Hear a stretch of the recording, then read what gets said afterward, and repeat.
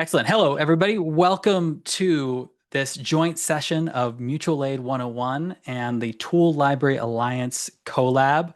We're so happy to have you here. Today, we're going to be focusing on tool libraries, mutual aid, and community-led disaster response. We've got two case studies that we're going to be hearing from. The first one is Rachel Kinbar, coming from Central Florida Mutual Aid. And then after that, we'll be diving into the joint response to Hurricane Helene in Western North Carolina last year with Shelby Treichler, excuse me, and Ben Wyatt from the Asheville Tool Library and Mutual Aid Disaster Relief. This is a presentation of Shareable. We are a nonprofit organization that collaborates with organizers and allies to imagine, resource, network, and scale cooperative projects.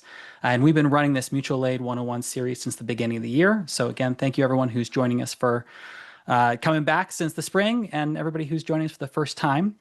As I mentioned before, this is part of a series. We have another event coming up on November 20th, I believe, and maybe we'll get the link in there. We've got Dean Spade, who started this series at the beginning of this year. He's going to be coming back and doing a special session focused on conflict management within organizing spaces. So we invite everybody to join us for that session as well, if you haven't already registered.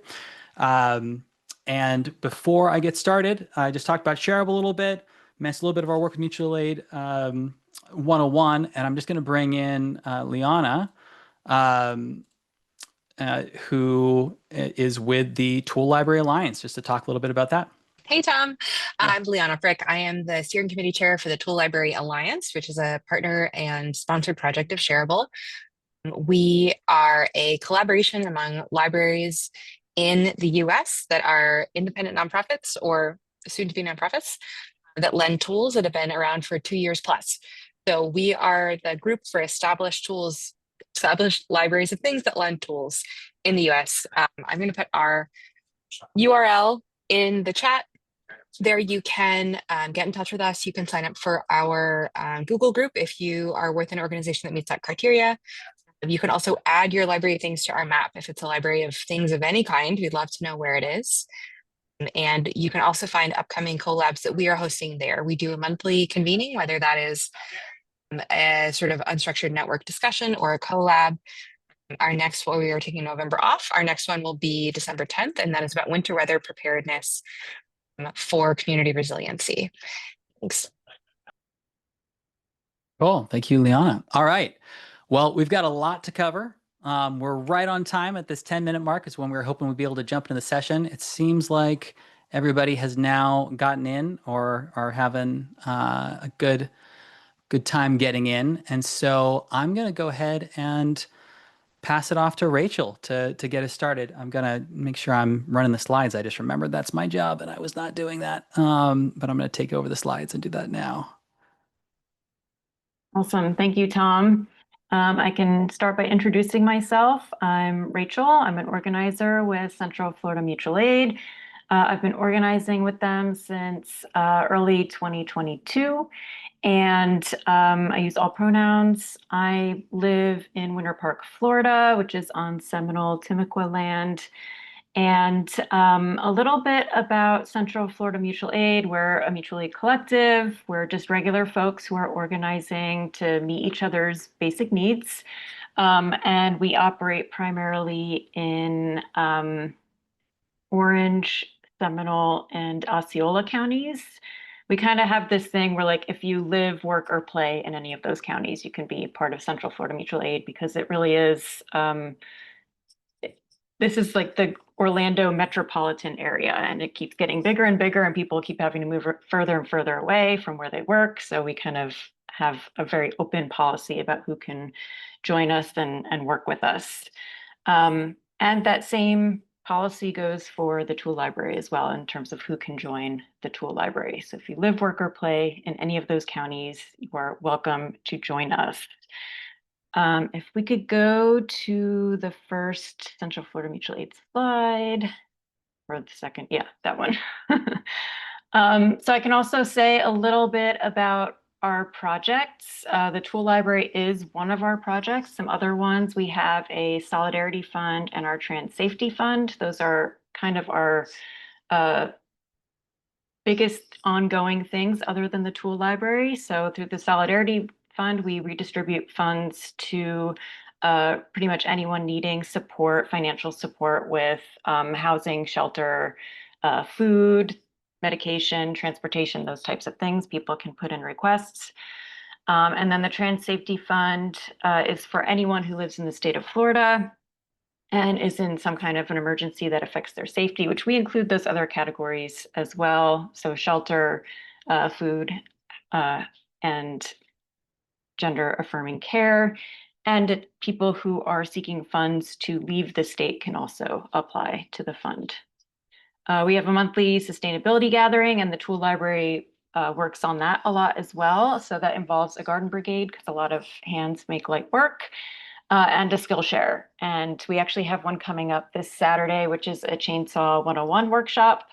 And we're going to have chainsaws, we're going to have pole saws, we're going to have electric loppers, we're going to have some hedge trimmers because those are good to know how to use too. Little intimidating at first. So that's part of the sustainability gathering. We're working on a food buying club. We offer workshops on financial topics to help us collectively create more financial security. We're working on creating a mesh network, and then other long-term efforts. So we have a lot going on, and I'm excited to talk today about the tool library, that specific project, which is like near and dear to my heart. I care about it a lot, and yeah, we can move to the next slide. So I mentioned I started in early 2022 with Central Florida Mutual Aid. We started with a pet food pantry because a number of people couldn't access the local pet food pantries, which just had really strict requirements. And so we created this pet food pantry, like anyone could ask for food and we would either ship it or deliver it, or they could pick up if we were doing like a pop-up thing somewhere. So that was our first project. And then Hurricane Ian hit in late September 2022. And we immediately pivoted to doing recovery work after that. We were doing mucking and gutting, and this is one of the neighborhoods that we worked in Orla Vista, which is in West Orlando. It says, you could see here, it says, "Thanks, Orange County." Like they spray painted that on their own house because these floods that have been happening after hurricanes have been a recurring issue. So this is systemic infrastructure issues that are happening repeatedly. Even if we don't get hit by a hurricane directly, there's always flooding here. So that's something that I don't know how clearly you can see the water line in that image, but there is a water line there. It's several feet high. And you can definitely see it in the one on the left with the house there. You could see how high the dirt goes up. So initially we were just getting everything out of the houses because everything was still there and totally washed out. Everything was destroyed, and we just needed to clear out the houses in order to try to get the walls dry to see how much we could salvage from the walls and the floors. Unfortunately, all of these houses, it was really terrible damage. I think the flooding in most of them was like 4 feet at least. We can go to the next slide.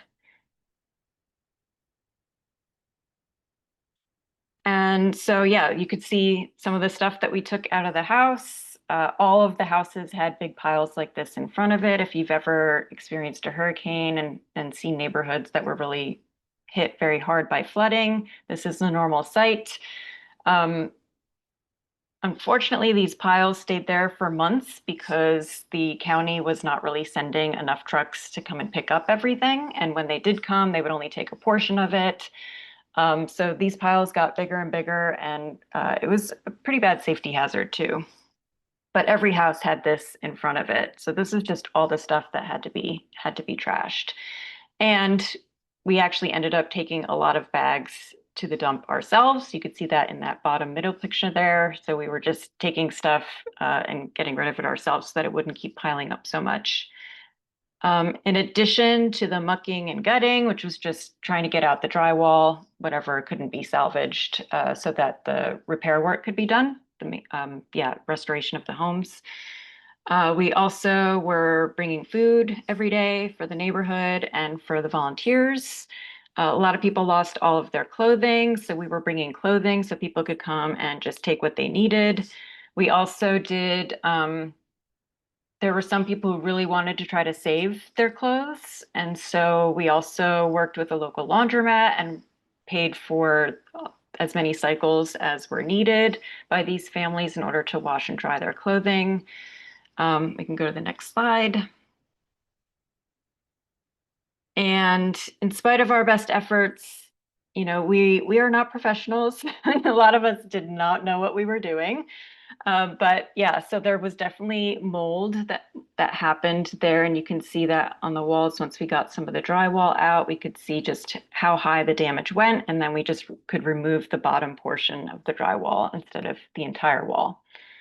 And so, yeah, we spent almost every day mucking and gutting until people started going back to work. And then we were just having a few weekend crews going out, working on a number of different houses.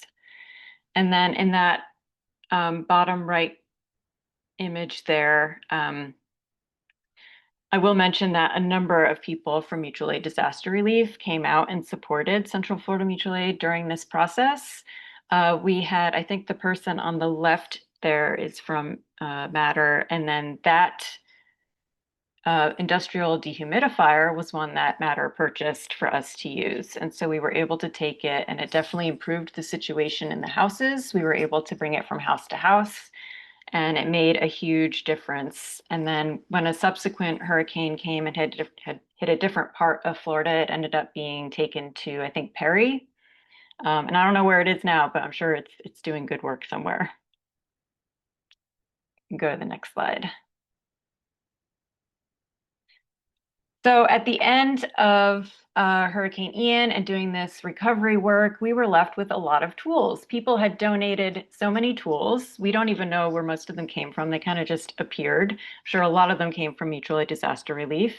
But we ended up with a ridiculous number of hammers, a lot of shovels, and a lot of other miscellaneous tools that we were keeping in a storage unit.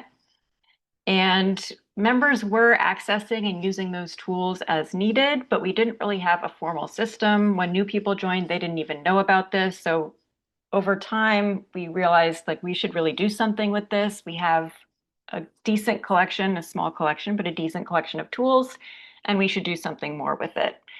And then last year, Shareable gave a very generous grant, and we were able to actually turn that unofficial, informal tool library into a public tool library.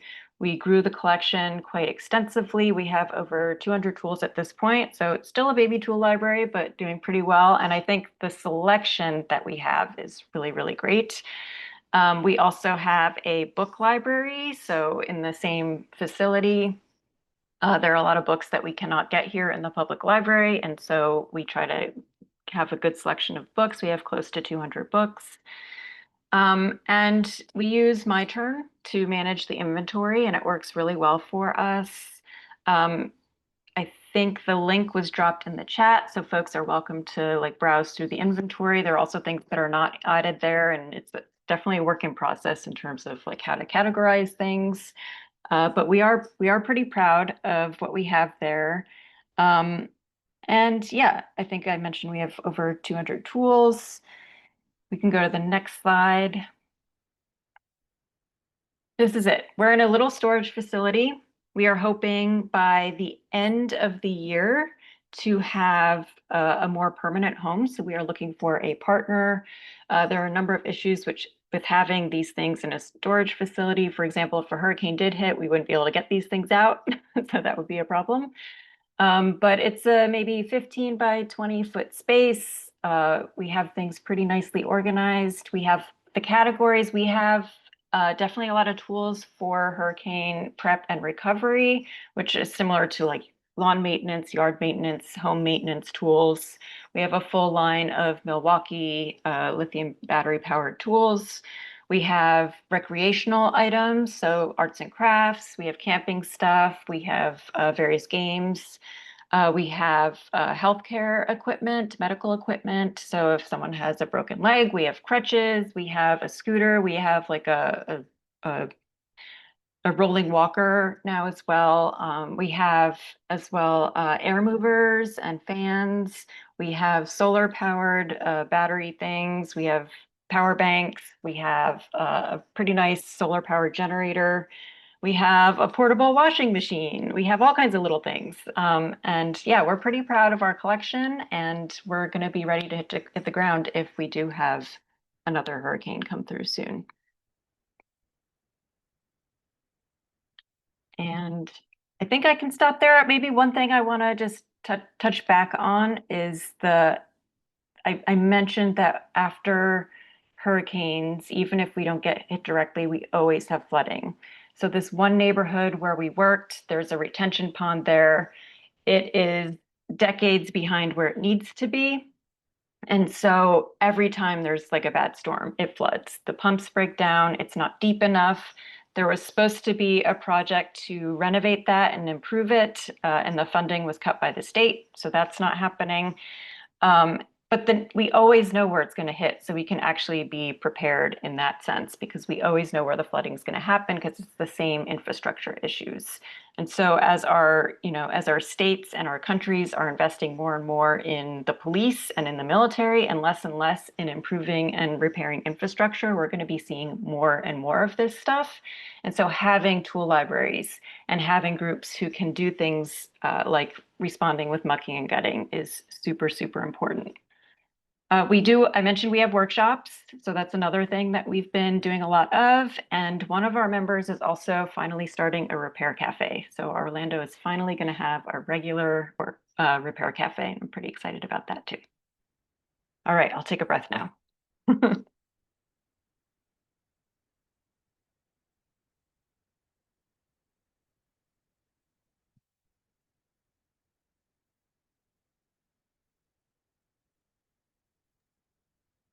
All right. Thank you for that. So I do want to encourage folks to drop some questions in the chat. I see a couple of them already there. Remember to write question before your question. I've got some as well, but let's jump to that. I saw there was a question about how big the storage unit, which was already answered there, 15 by 20. Have you had to deal with anyone taking tools and reselling them? We have not. No. I don't know if that's going to happen. I mean, our policy is generally, we're an abolitionist group. We're not going to involve the police and things.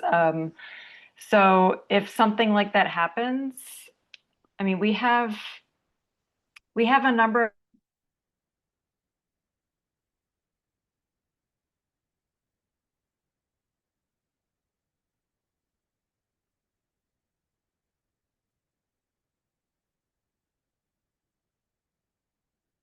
of things in place so that there's really a lot of what hasn't happened. And I don't know exactly what we'll do if it does, but it's sort of if someone does that, they're desperate and they probably needed it. It's not a good way to be in community with people. And so we hope they don't, but yeah. Yeah, and we'll hear from Shelby about how they've dealt with this in Asheville. But I will say that I was a co-founder of the Asheville Tool Library, and before that, before starting that, now about a decade ago, went around and interviewed a lot of other tool libraries, and that was a hot question. And talked to the one that always stands out in my mind was the Oakland Tool Library, which is part of the public library system, and so it's open to anybody in the city of Oakland with a library card. Um, they have a lot of tools and they have a lot of usage. And they said they averaged about $4,000 a year in broken and unreturned tools. But they got about $12,000 a year in late fees. And so not all tool libraries charge late fees, but just the little bit of loss was overwhelmingly covered by the other income that they made. And it wasn't something that was significantly impacted their ability to run the library. So there was another question here about access. Are you recording everything? Is everything communicated? Is there just kind of general open access? I know you mentioned using My Turn, but can you explain kind of how that backend system works real quick? Yeah, we have, in terms of the tool library, we have limited access. I mean, part of it is it's in a locked storage facility, so that makes that a little difficult. So we have very limited open hours each month, basically twice a month, 12 to 2, first and third Sundays of the month, and also by appointment. So, and we also try to have at least 2 volunteers there, never someone solo. So that's a kind of a safety protocol we have in place. So there's always multiple people there. They have to text in order to even get into the facility because it's locked. So access in terms of that. We do have the staff, and by staff I mean volunteers. It's just Central Florida Mutual Aid folks who are running this at this point. There's like any library, we have a check-in, check-out system, and also like terms depending on when we're next open. Like if we're open 2 weeks from that date, then it's 2-week checkout point. If it's 3 weeks, then it's 3 weeks. But that's kind of how it works at the moment. Got it. And how are you, you mentioned that you did get a grant from us at Shareable to kick the thing off.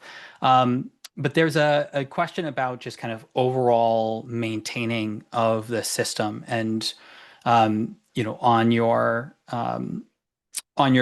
slide with the information from for registration, you mentioned there's about a you're asking members $20, a $20 donation to be a member.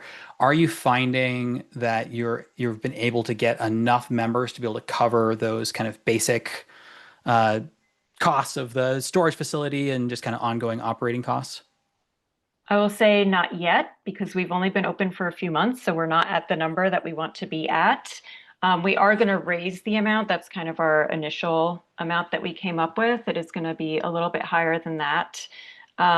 We are going to Maker Faire Orlando in a few weeks, and they get 5,000 people coming through there. So we're expecting to get a few new members from that. But yeah, so we're not at the number we want to be at just yet, but we're working towards it. So we have the membership donations and some other grants as well. So we definitely need to keep going for grants in order to have more financial stability. But we also do a sliding scale for workshops. So we have a little bit of money coming in through that as well. Got it. Any last questions for Rachel? And at the end, we'll have another Q&A, and Rachel might pull you back in for some final questions. If not, I think we might transition over to Shelby and Ben. Tom, we had a quick one other question that came in. Yep. Rachel, do you have a specific response plan in place for how to use the tool library if they're during another disaster or hurricane like Hurricane Ian?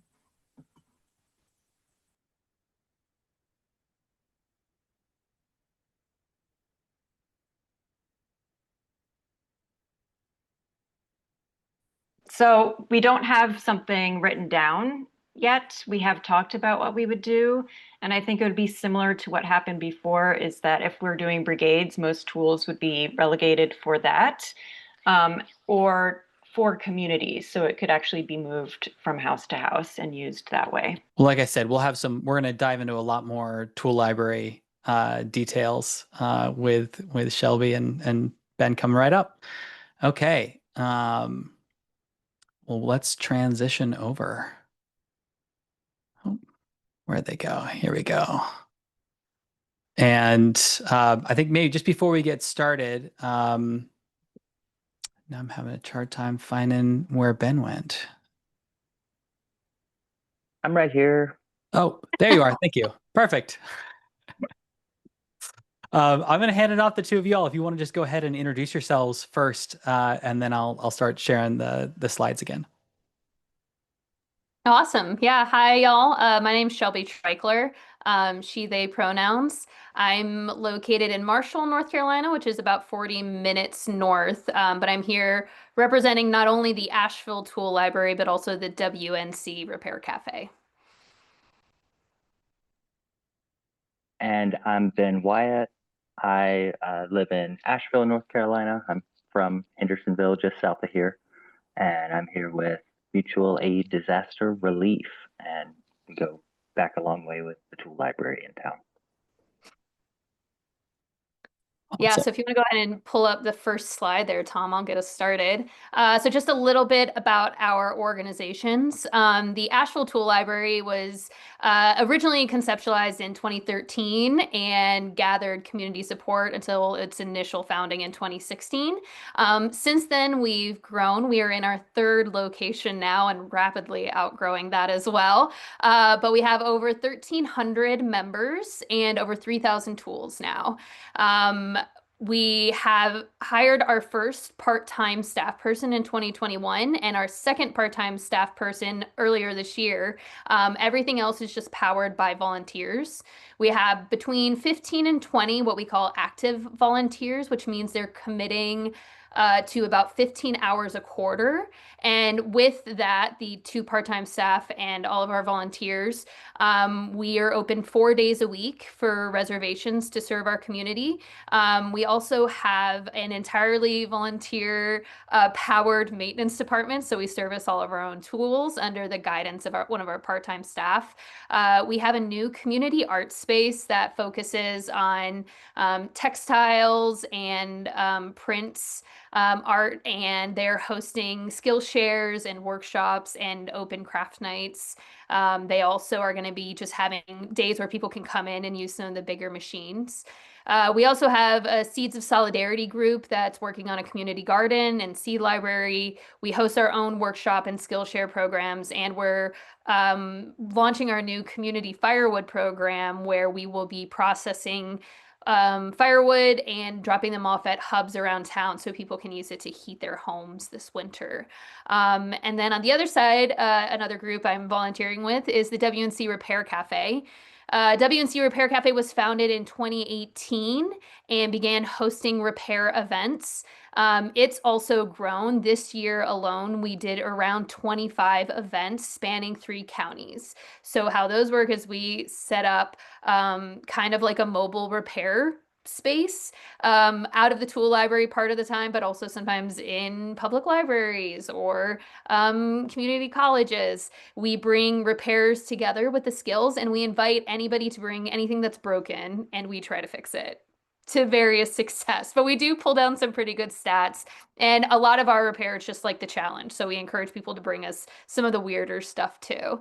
Some of those events are also just sewing and mending events. And so you can bring stuff, and we have a whole crew of people who come in with their own sewing machines and will help you fix your clothing. A big thing about the Repair Cafe is it's not just about providing a service, although sometimes people do just want to come in, try to get something fixed and leave, but we really want to focus on the educational aspect and sort of demystifying the process of repair. So we really encourage the people who bring the stuff to hang out with us, get excited about opening things up that they may be a little intimidated to open up, and leave with maybe a little more confidence in trying to do DIY repair for themselves in the future.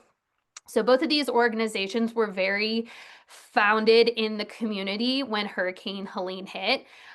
Just in case y'all may not have heard about Hurricane Helene, it hit in September of last year and was what people are calling a once in a 1,000-year storm. So unlike some climate disasters that communities experience, this is not something that we were prepared for at all, and probably, hopefully, something we will never have to be prepared for on this magnitude again. But of course, now we're all thinking about it every time it rains.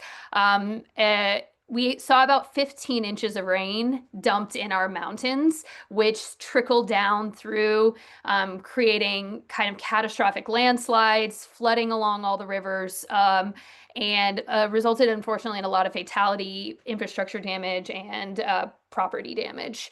So when that storm hit, it's not an understatement to say we were not prepared for it.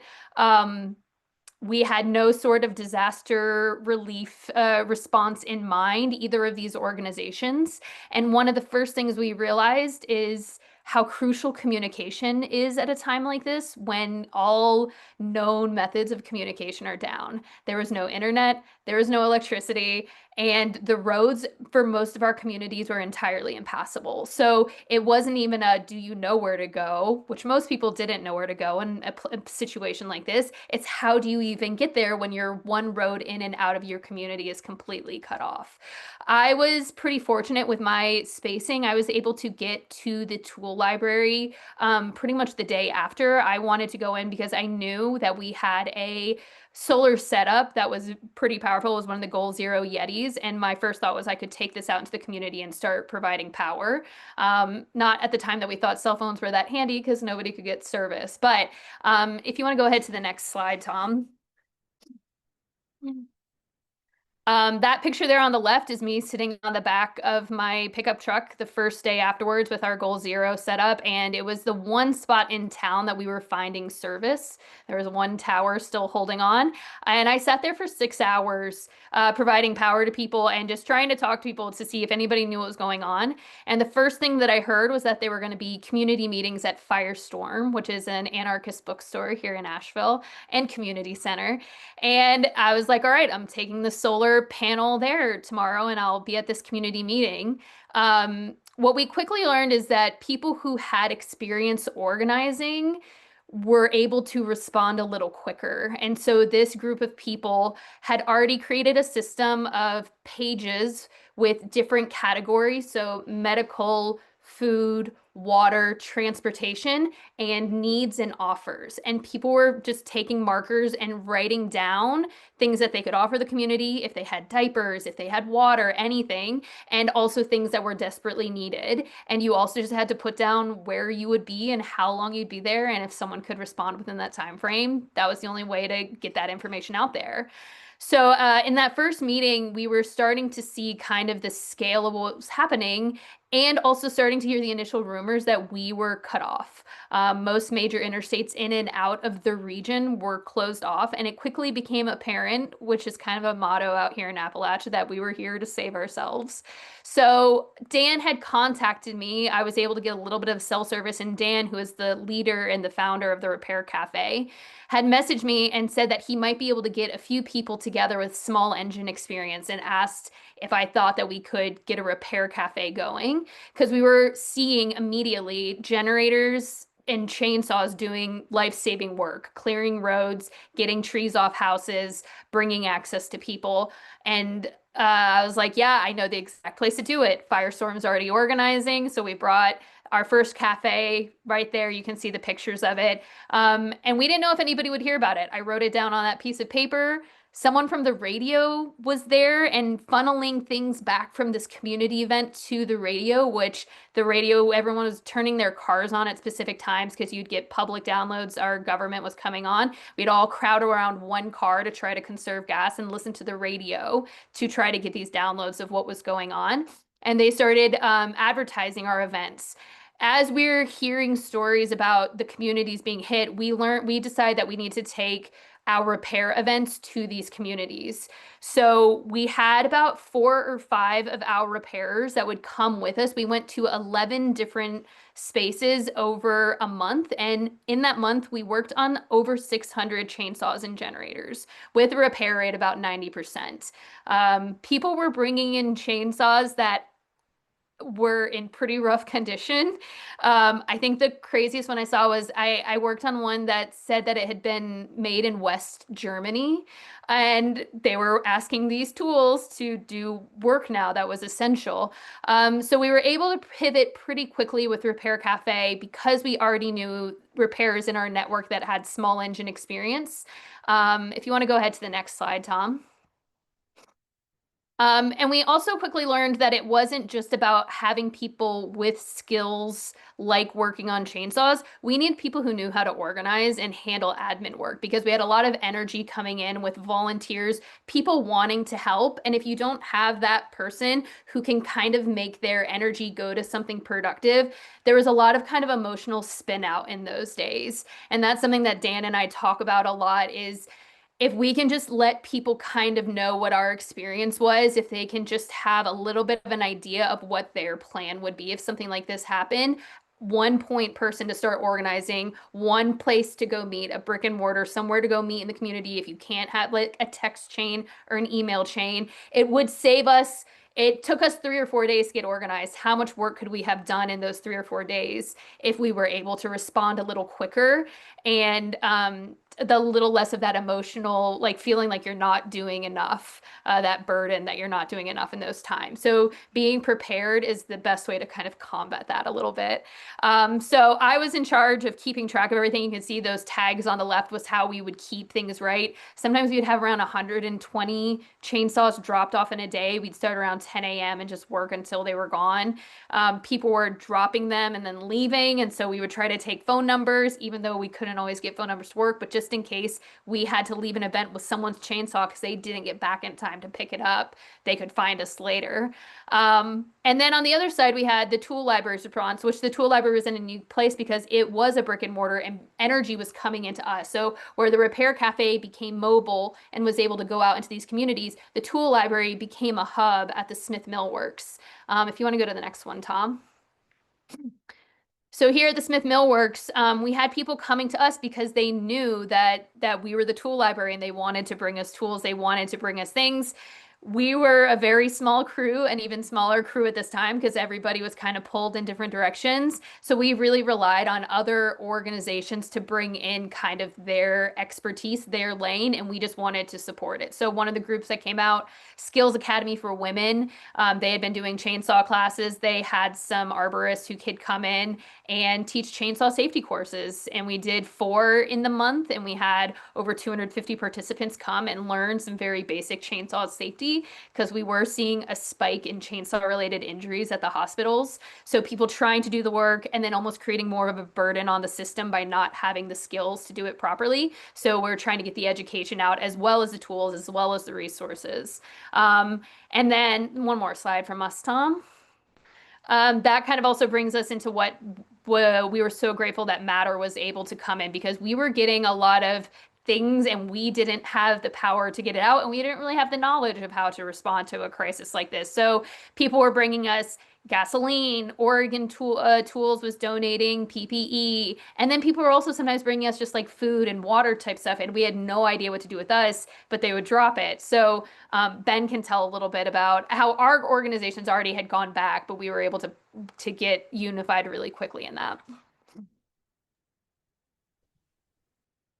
Yeah, I can hop in. So did I turn my microphone? Yeah.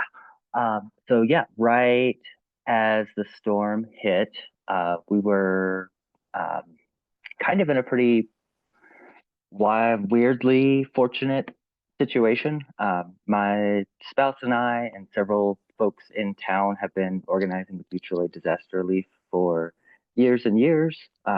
We got involved back in 2017, and just the April before the storm, so April of 24, I think I just found that, we had started renting a shipping container as a kind of hub distribution point for other responses, usually further south in Louisiana and Florida. So when the storm hit, we had a space already established on site directly beside the tool library. And at the time, we had been sharing it with other organizations, community organizations. So the week of the storm, our first effort going out was, I think if you switch over to the next slide, you might have to skip one to get to the picture. One more maybe? Nope, I think my picture didn't upload, so you can go back. The shipping container right beside the tool library, we just opened it up and spray painted a number on each door and knew that in these sorts of situations, there's a tendency to get very overwhelmed and also bombarded with a lot of supplies, and a lot of things come in as soon as people are able to. And the number one thing that we have learned from past responses is it is really quick to get completely overwhelmed by all of the outpouring of donations, supplies, people's energy coming in. They like want to help, but they don't know where to help. And so what we kind of did in that space was to try and set up a sort of system for moving supplies to where they need to go and trying to work out what exactly was needed.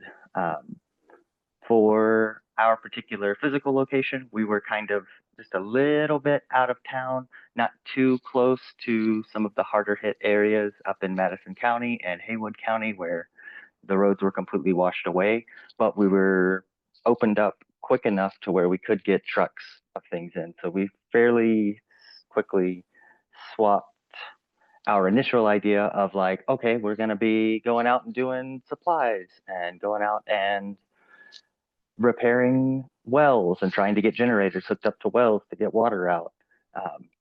That kind of fairly, probably in the first week and a half, we switched over and realized that what we could do best in that situation was be the kind of Amazon fulfillment center of the disaster.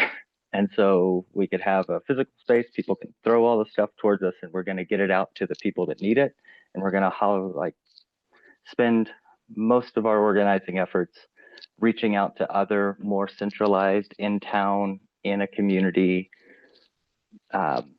direct distribution spots, and then making sure they had exactly what they needed and not a truck full of size 3 diapers when what they need are size 6 diapers. That was a big thing about it. First off, there was a whole kind of community organized effort of these chainsaw crews that were coming in, like Shelby was mentioning, around the having to get the houses accessible and trees off of houses, going out doing medic checks to these different places. And so one of the things that we realized as soon as we were able to get messages out were, y'all need to send us chaps and get as many chaps into the warehouse as possible.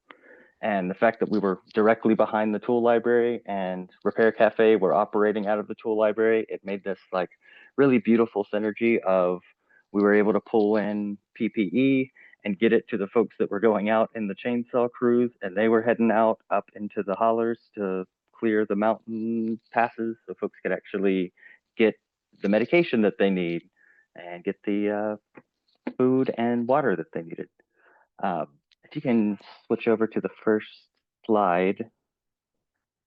I think some of the biggest things that we kind of learned on it was that like we went in there, we were like, okay, we're going to be a supply hub. We're going to be a distribution point. We're going to let people come in and get what they needed. And fairly quickly, we realized that that was untenable with the amount of folks that we had there. And it was not going to be really what was being asked of us, even though that was what we were familiar with in our usual responses and when we've gone off to other places.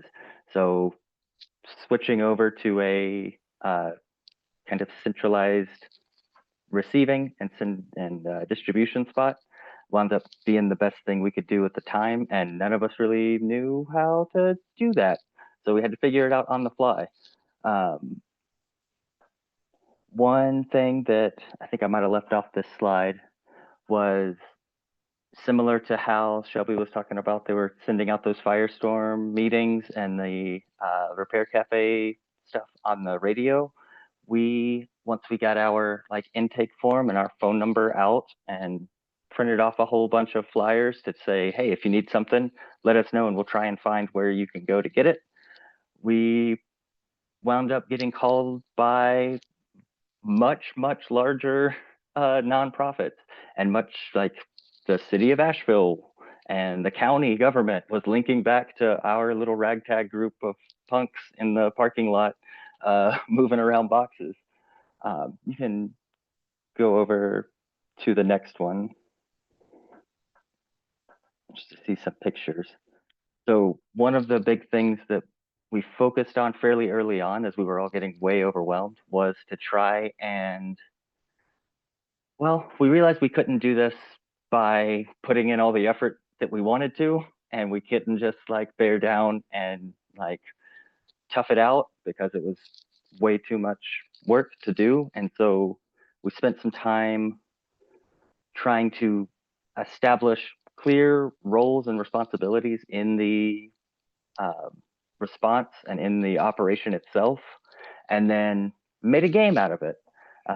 So we had a little, I think we called them, well, I know exactly what we called them. We called them talismans that had different kind of role responsibilities. And we put out and printed this off that we just made in the back of the tool library. And it's just got all of our different types of roles and what we're doing and how to do it. And so by spending a little bit of time that we could have been running around in circles trying to get everything sorted, we stepped aside for a second, built out a hopefully reproducible system that folks could use to actually come in and not have to learn all of the different aspects of the process, whether it be bringing in all the requests and needs requests and coordinating all the drivers. As we were building out these systems, we made a really big effort to try and build out a infrastructure and a framework that we could then pass to other people and walk away for a minute so we could get a full night's sleep and wash the dishes that were piled up in the sink because we hadn't had water for 2 months. And so I think partially because of that, we were able to keep going for a lot longer than I had been able to in previous like deployments, responses. And we keep going now in a slightly different capacity, but like, I think one of the things that we had talked about yesterday was the communications problem. I got maybe the worst feeling of, I saw this coming, I took steps to actually mitigate it, and then it all fell apart. When I was in Puerto Rico after Hurricane Maria, we realized there was this huge problem with communication breakdown. The grid totally failed and no cell phone service, no way to talk to people on either side of even the small little island of Vieques where we were working with some friends. And so when I got back to town, a bunch of us all got together and started building out these Meshtastic nodes. And I put a whole lot of work into it, put a whole lot of effort into it, built out all these little devices, sent them out to everybody, and then stopped using them. And in between the times that we built out this little infrastructure and then the storm hit, some over-the-air update came through and made it to where none of the apps that we had working on our phones were able to actually communicate. So the first day after the storm, I was sitting on my porch with 5 to 10 different radio nodes trying to get any of them to connect to my phone that I couldn't get had no service on, but did have a charge on, trying to be able to even broadcast out to Marshall and out to other places in town to get a hold of folks. And I don't know what the entire point of that story was, besides saying if you build out a system and you have your equipment, please make sure that you test it and use it. It will add, yeah. Beyond all of that, because we kind of weren't able to get regular communications out, and where folks were able to get signal and were able to get connections made, what wound up happening locally and kind of regionally was everyone reinvented their own system of how to talk to each other and how to receive donations and how to distribute stuff. And so as soon as we were finally able to get wider communication out, what we had were multiple incompatible systems that were all spun up last week, that were all trying to work together, and we would get a lot of repeated and reduplicated efforts. And so actually a tool library volunteer turned staff member helped devise this wide network of communications and resource allocation and supplies tracking between all the different community hubs that it set up that we called the WNC Mutual Aid Switchboard. Well, they called it that. I didn't do that. But once we were able to spin up this like kind of centralized intake and get one spot where we could give people a link, give people a number, get a paper form out, that greatly reduced the duplication of effort and all of the running around, and got well, I had some stats, but I think my computer went to sleep while I was blabbering. We wound up, from the times that we started actually using the network or the switchboard and what we have records of, we wound up supplying at least 350 households with necessary medicine and sending crews out to do chainsaw work and home repair work, supplying food, water, shelter, all those lower tier of the hierarchy of needs. And we're able to kind of build out this system where we would get an entire warehouse full of materials or full of donations on the day, send it out to 10 different hubs, and then come back with an empty truck only to refill our entire stock again the next day. And I think it was a Herculean effort from a lot of the folks that were doing that all day, every day. And yeah, I've never seen anything like it. I hope I never see anything like it again, but it was one of those moments where the efforts and the organizing kind of capacity of people working together to do the thing that needs to be done. There was a thing I was saying a whole lot right after the storm, which is that in every disaster, it feels like some of the artifice of what we have to deal with all the time breaks down, and you get to see people acting with each other, for each other, to meet each other's needs in a way that we don't really get to a whole lot because the rents do and the power bills do. And every time we're able to keep that going for longer and longer, we get to kind of hold open the window of what is possible and what a community supported community looks like. And that was a phenomenal experience and a terrible experience. And I work all like full-time doing home repair for free. So it's still going and will be for a while. And I'm going to stop talking for a minute. Yeah, thanks, Ben, for that. So thank you for everybody who's putting questions in. Please continue to add questions. They're getting grabbed, and I'll start asking them in a second. There's the classic saying, if you build it, they will come. And as you were talking about, the city of Asheville and large nonprofits and everybody,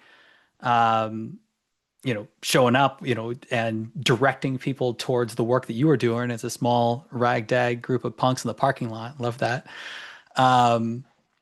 It made me think a lot of, there's been many examples of disasters where that exact same thing has happened. And the one that came up for me is we've done an audio documentary on the Response podcast, of which I didn't mention at the beginning, but the recording of this session today, not only will we be releasing the video and the transcript, but we'll also be putting the audio and edited version of the audio out on the Response podcast. And we did a documentary maybe about 5 years ago now about the 2017 Pueblo earthquake in Mexico City. And there was this amazing response called Verificado 19S, where there was a bunch of organizers who had been primarily part of like student uprisings, fighting against austerity measures. And when the earthquake hit, there was just so much misinformation on the ground. People didn't know, where buildings where people were actually trapped or what materials were needed. Like you were saying earlier, do you need a size 3 diaper or a size 6 diaper? Do you need a bulldozer or do you need a hand crew, right?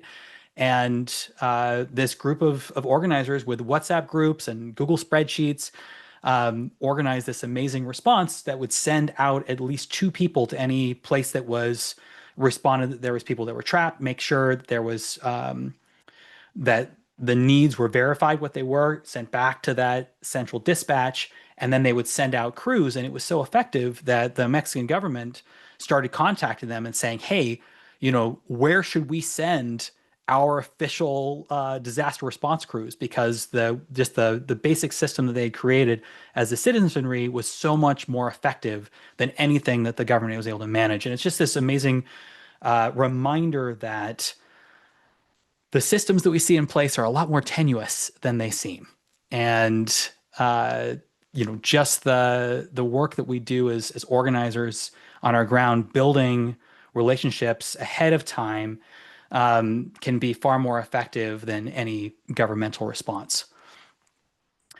So that was all just to take a moment before sharing that, and maybe we'll drop the link. Oh, it's already dropped in the link if you want to find that audio documentary. There's a link in the chat. Thank you, Paige, for that. So I want to just stick with some questions related to mutual aid disaster relief because we're just there, and then I'm going to bounce back to some of the tool library questions that were coming up. This actually is a question for both of y'all. But wondering kind of how did you make all these decisions as a small group, dealing with so much in that peak moment? Like the idea to make the game happen, and create the manual system. How did you actually make the decision to do that very quickly? What went into that? So there's a little bit of a story. I won't take too long on it, but the whole system of the critters and the icons and everything actually came about totally naturally, where we were right in the middle of a day, which was all day, every day of receiving trucks and trying to send stuff out. We'd be in the back trying to make phone calls to all the other hubs.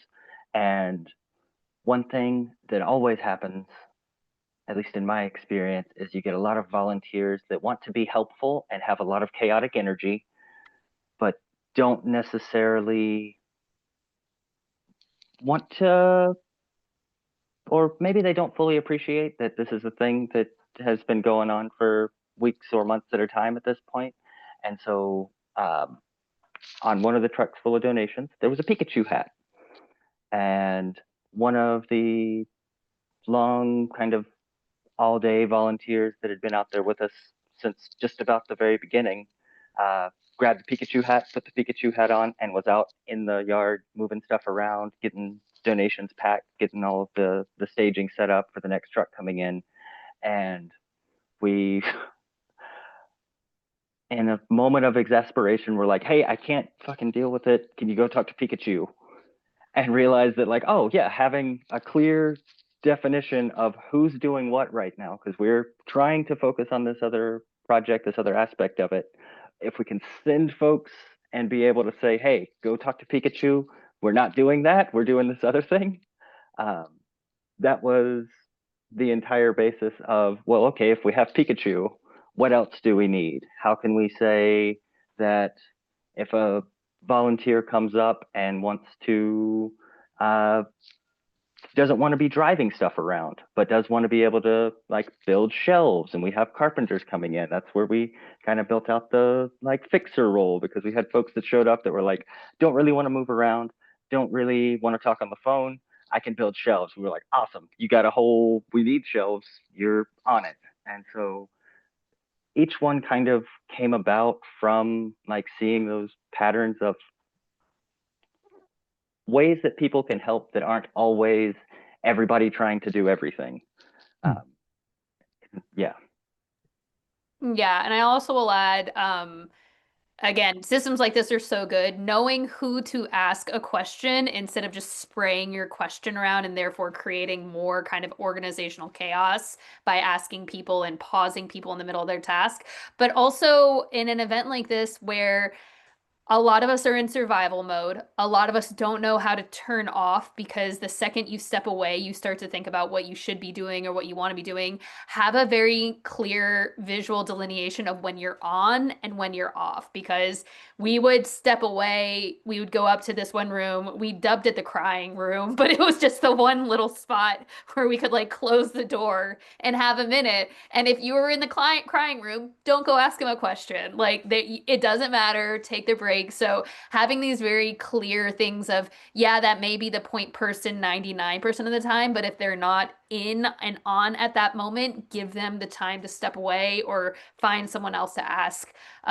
Yeah, it just became really crucial to have these kind of backup redundant systems of where information flowed as well as everything else. Love the crying room. Got to have a place to pause. Yeah, we still have it. Yeah. It's still good to have. So there's a number of questions in the chat just about that system, and you mentioned that part of the intention of creating the different critters and the manual was to be able to share it with others to be able to hopefully quick start that process. Is that available online somewhere, or is that something that people can access? Just a second, I'm plugging my phone in because it's about to die. Yes, I don't know if it ever actually got posted onto the Mutual Aid Disaster Relief website, but we can.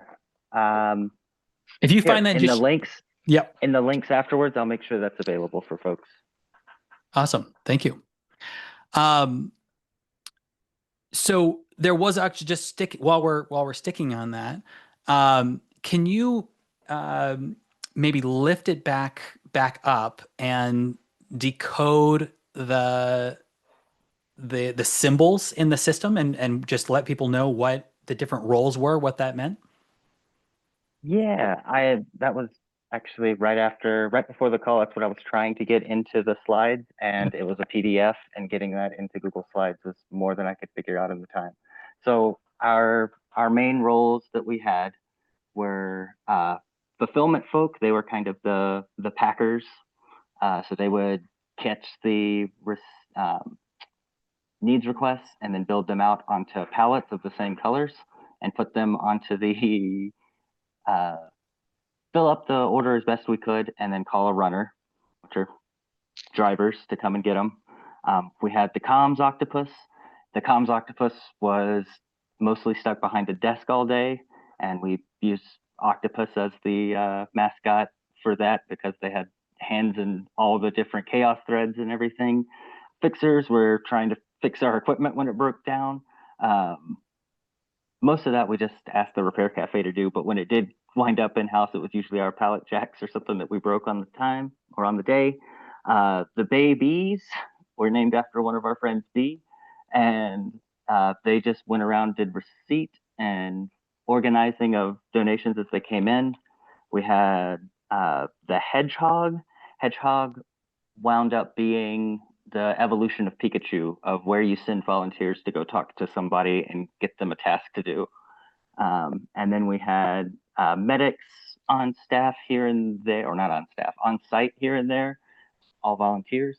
But when we had a medic there, they were able to kind of handle larger, kind of higher level medical needs and make sure that got back to the medic collective that was out doing all that. And yeah, I'll make sure this does get out to folks, but we had a little kind of what you're supposed to do, like what is being asked of you in each of these roles. And so mostly we were trying, like this was, I think, the 4th or 5th revision of it, because we would start putting too much on one person's or one role's job description effectively and then move it on to another one. So as you can see later on in the as we added a few more, they got considerably more complicated where we have probably a little bit too much on one person at a time, and so we tried to split it out into more, have multiple octopuses or multiple hedgehogs going at a time. And like, yeah. It's also just a lot more fun to say, go find the hedgehog or go talk to the octopus instead of, can you find the coordinator or logistics and receiving? And we needed a little fun.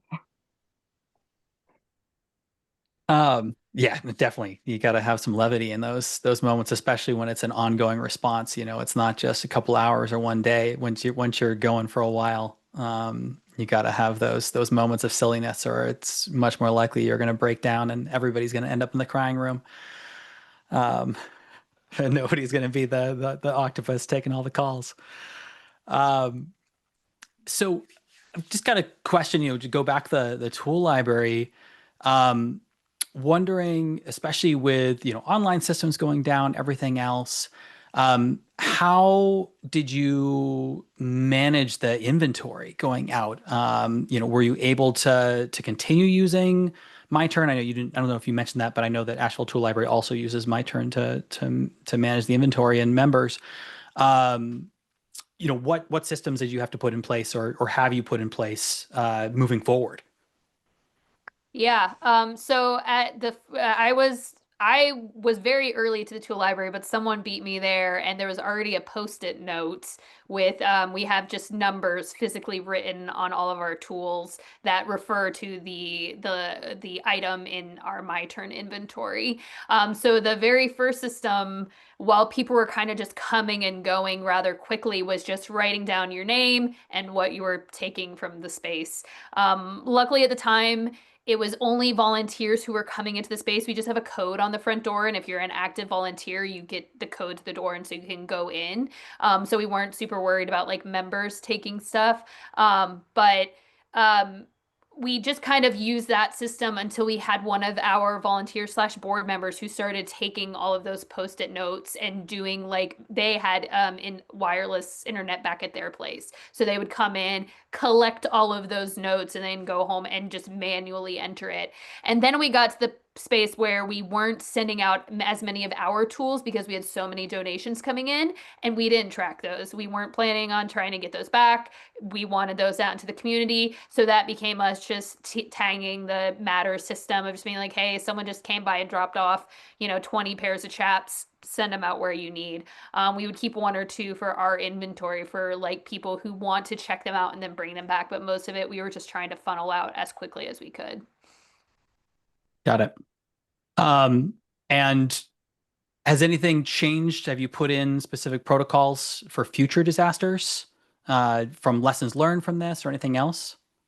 Yeah, not at the tool library. Again, what we were able to do, like as a tool library, was we just kind of created space for all these other orgs.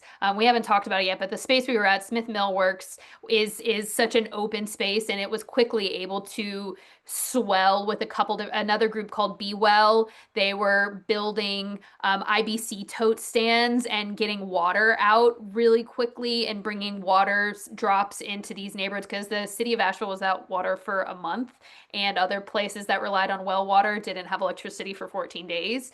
And so we were just kind of at the tool library. Most of our volunteers already were kind of double dipping with other orgs. So the tool library hasn't really done much, but with the Repair Cafe, one of the first things we did was we partnered with Footprint Solar Project, and we built out a trailer that pretty much one of the hardest things was getting replacement parts. Stores weren't open. Some stores started opening occasionally, but it was just cash, which a lot of people hadn't taken out cash. So we now have a built out, I think it's like a 6x12 enclosed trailer, solar on the top. It's a complete mobile workspace. We bring that to all of our repair events now. But the idea is, where before we were just kind of, every repairer was bringing in their own stuff, working out of their own back of the trucks in these parking lots. Now we are more contained. So if that was ever a hurdle of someone being like, well, I don't have the tools to do that, well, we have the tools now, just come help us use them. Got it. Thank you. And so I'm wondering also, one of the things that we brought folks together, and Rachel, I'm probably going to bring you back in here in a minute. So just be ready for that. Um, you There are a number of mutual aid organizers on here that have not been involved in tool libraries at all, um, and so the kind of two threads that we were hoping to pull in this session were three. I mean, one's like looking at what does response look like? What does partnership look like between organizations? Like Mutual Aid Disaster Relief and Asheville Tool Library, but also Firestorm, which you talked a lot about, which was great. I'm glad you brought that in because that was, I know, a really important partner, Western North Carolina Repair Cafe as well. So what does that look like for established mutual aid organizations to be able to partner with existing tool libraries? And then the other thread is around, for existing mutual aid groups that want to start their own tool libraries, kind of what is that kind of key advice just to get started? And so I think I'm going to start with Shelby and Ben here. Just advice you have, and maybe this starts with Ben, as a mutual aid organizer for building those partnerships with existing kind of community social infrastructure like a tool library beforehand, so that you're ready to roll when something like this happens. Yeah, I mean, I think you are as prepared as you are connected with the resources in your area, right? And if you have a fantastic resource like a tool library or going to start a tool library, the like power multiplication of what you're able to accomplish in particularly a disaster response, um, like is massive. We've been in pretty close connection with the Asheville Tool Library for a while. I actually didn't know that you were one of the founders of that, but I catered your grand opening in 2016. It's Food Not Bombs. But like we have been in and out of all those spaces a whole lot. Like the Asheville Tool Library has lent us tools as we've gotten groups together to go out to Louisiana in the past. And so I think whatever we can do to connect these worlds is, um, I've only had fantastic experience, and like just uh, I I don't know if I actually answered the question. Yeah, no, it's all right. And Shelby, from your perspective. Yeah, I think you kind of summed it up best. It's a little cliche, but it's like if you build it, they will come. We call them libraries for lack of a better term. It's sharing. It's sharing with your community. And libraries can be books, it can be tools. We have a clothing library that started up in Asheville where you can check out clothes. The idea is you trust your neighbor enough to share something with them.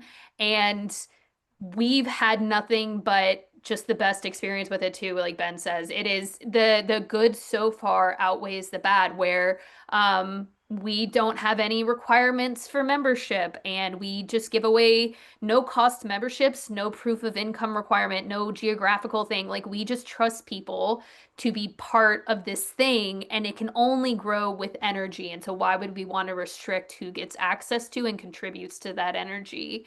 So I think when the worst happens to a community, when it stretches at its seams, if you're not already building those bridges with these other groups, that's where you see the cracks. But because the tool library does work with all these other groups, because the members of the tool library are in all these communities. We had people up in Marshall working with Roar. We had people down in Silva working with them. And so we were just a hub, and the connections happen within the hub. So just trust your neighbors and putting some energy in and let it reflect what your community needs. There's a new tool library starting up in Yancey County. It's also just starting in a little shed where people just come and check things out. And it's mostly about like food resiliency because it's a farmer community up there. And so they're buying apple pickers together and they're buying what they need. And so it doesn't always have to just be like what people are thinking of as a tool library. It can just be like, hey, our community wants to go in and buy a carpet washer, or we want to have a pressure washer. And then a lot of things like what we saw afterwards, just for the tools, people not only can't buy the tools because they're expensive, they're not buying nice tools, which are harder to maintain. Yeah. These Yeah.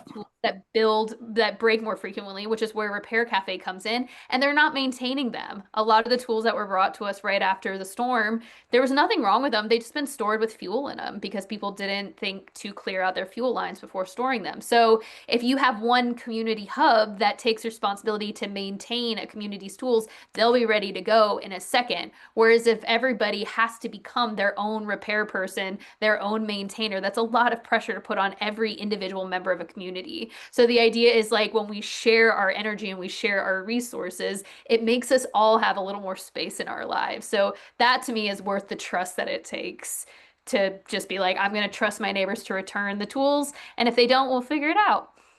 Yeah. You're here to that. Thank you. And I want to do that flip side of that conversation a little bit, and hand it over, Rachel. Um, for other groups, for other existing mutual aid groups that are interested in potentially starting their own tool libraries, do you have just a few words of sage advice? Yeah, starting small is fine. Starting just for your group is fine. In fact, I think that's the best way to go, and then scaling up over time, seeing what you have collectively instead of seeking outside donations. Just initially see what you have together. Everyone has stuff sitting around that they don't use that they can contribute. And we're finding that people are just donating like really great things that are really useful. And they're like, this has just been sitting around because I only use it once a year. So why do I keep it in my garage? So just starting small. And I think for us in this area, what's been really tricky is it's just so spread out. It's just a huge area because we cover 3 counties. So figuring out like having hubs of some sort, I think are a good way to start. Just members who have space in their garage or a carport or something like that who can store things. And um, yeah, and I'll put another plug in for Shareable's toolkit, which has just really, really good solid advice. Yeah, thank you. And I just want to point to the chat page, just posted a link to the Library of Things Toolkit, which we spent last year working with members of the National Tool Library Alliance we ran a whole many month-long collab, pulled together a lot of those best practices and sample guides and everything, the back-end paperwork, membership agreements, what have you, and pull that all into the toolkit to hopefully quick start other groups that want to do that. Likewise, from the previous sessions of the Mutual Aid 101 series that we did earlier this spring, for those of you in the Northern Hemisphere, we pulled a lot of the same stuff into the Mutual Aid Toolkit, which Paige has also just posted in the chat. As a last question, and then we're gonna do a little wrap up. And this is for all of y'all.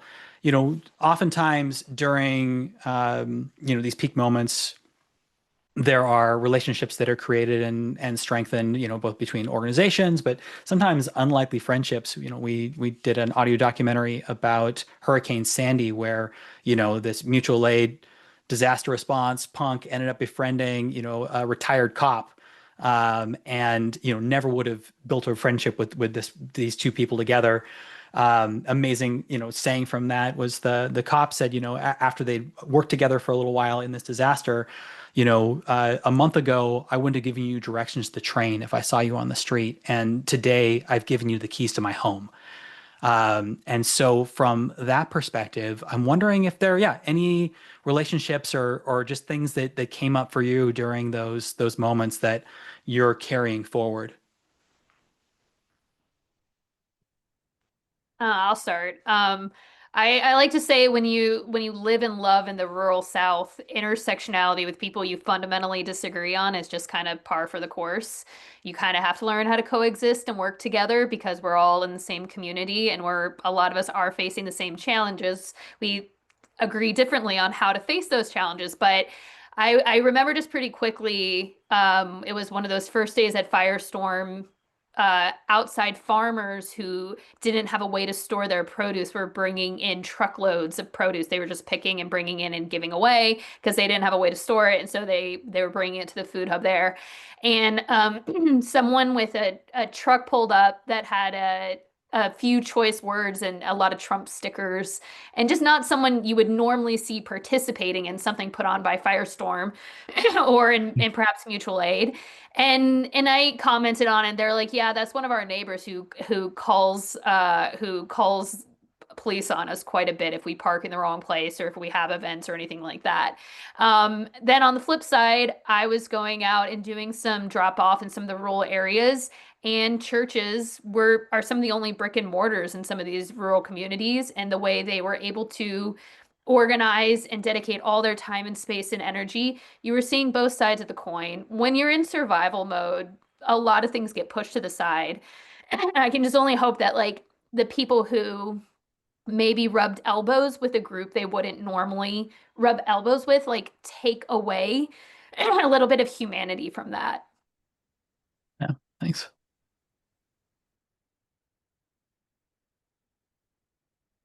Yeah, Ben? Yeah, I mean, I